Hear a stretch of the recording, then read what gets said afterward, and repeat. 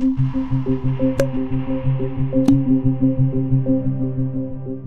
incredibly important to be discussing ideas, particularly ideas of change in society, how we think, how we see each other, because it allows people to really test where they are in society, what they're thinking at that particular moment in time, how different it might be to how other people are thinking.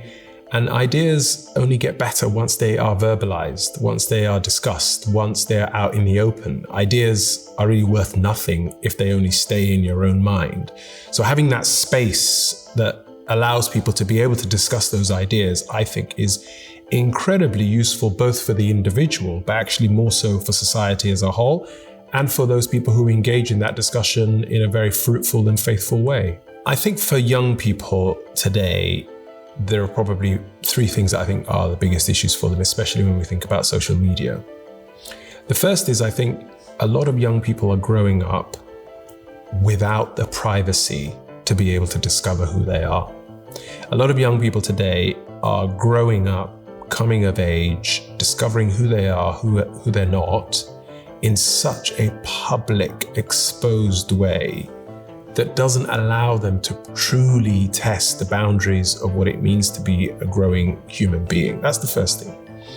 Second thing then, the consequence of that is that in that environment and in that distorted situation that they find themselves, the person that they are becoming is perhaps a stunted human being that really might not have emerged had it not been for this situation, or possibly not have emerged in the way that they have emerged in that environment. And then thirdly, I think also what will happen is it will scar them. It will scar them in some way, because some of them, for example, will never really post or say something on social media that they might be thinking, which in normal society, if they had said it, somebody might have reacted to it. They might have changed their minds, or they might have been finding ways of discovering who they are. And I just think in those sort of environments, none of that is possible. So the challenges that young people face today is absolutely enormous, both for who they are, who they want to be, and who society will let them be based on this kind of distorted way.